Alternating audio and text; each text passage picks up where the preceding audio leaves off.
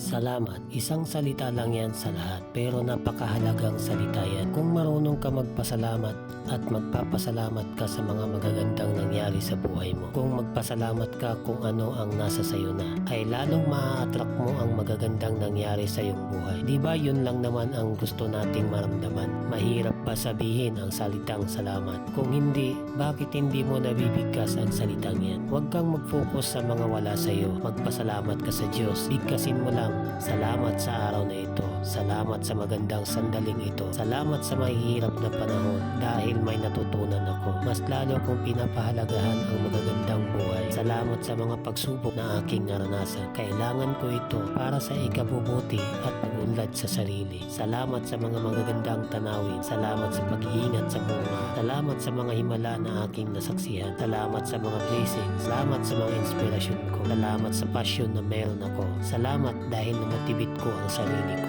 Salamat sa lakas ko. Salamat sa pagbibigay mo sa akin ng lakas na loob na lumaban sa mahihirap na oras at panahon. Salamat sa mga natutunan ko sa buhay. Kapag marunong ka magpasalamat, magiging